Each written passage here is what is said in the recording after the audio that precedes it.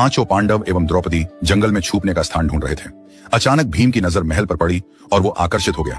भीम युधिष्ठिर से बोला, भैया मुझे महल देखना है। भाई ने कहा, जाओ।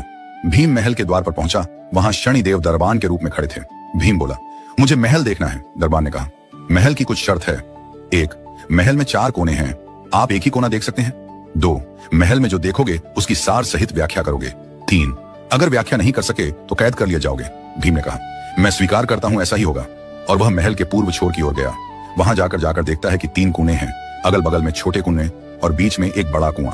बीच वाला बड़े कुएं में पानी का उफान आता है और दोनों छोटे खाली कुओं को पानी से भर देता है। फिर कुछ देर बाद दोनों छोटे कुओं में उफान आता है तो खाली पड़े बड़े कुएं का पानी आधा ही भर पाता है। इस क्रिया को भीम कई बार देखता है पर समझ नहीं पाता और लौटकर दरबान के पास आता है।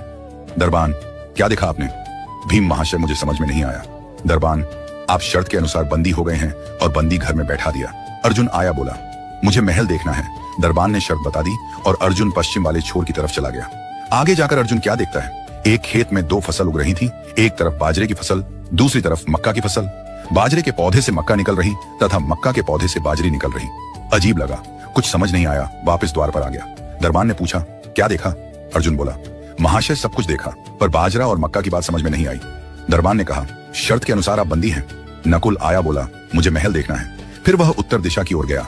वहां उसने देखा कि बहुत सारी सफेद गायें जब उनको भूख लगती है तो अपनी छोटी बच्चियों का दूध पीती है। उसे कुछ समझ नहीं आया, द्वार पर आया। दरबान ने पूछा, क्या देखा? नकुल बोला, महाशय गाय बच्चियों का दूध पीती है। ये समझ नहीं आया, तब उसे भी बंदी बना लिया। सहदेव आया, बोला, मुझे महल देखना है और वह दक्षिण दिशा की ओर गया। अंतिम कोना देखने के लिए क्या देखता है? वहां पर एक सोने की बड़ी शिला एक चांदी के सिक्के पर टिकी हुई डगमग डोले पर गिरती नहीं है। वह वापस द्वार पर आ गया और बोला, सोने की शिला की बात समझ में नहीं आई। तब वह भी बंदी हो गया। चारों भाई बहुत देर से नहीं आए। तब युधिष्ठिर को चिंता हुई। वह भी द्रौपदी सहित महल में गए। भाइयों के लिए पूछा। तब दरबान ने बताया वो शर्त अनुसार बंदी है। युधिष्ठिर बोला, भीम तुमने क्या देखा? भीम ने कुणाई के बारे में बताया। तब युधिष्ठिर ने कहा, यह कलयुग में होने वाला है। एक बाप 2 बेटों का पेट तो भर देगा परंतु 2 बेटे मिलकर एक बाप का पेट नहीं भर पाएंगे। भीम को छोड़ दिया। अर्जुन से पूछा, तुमने क्या देखा? उसने फसल के बारे में बताया। युधिष्ठिर ने कहा, यह भी कलयुग में होने वाला है।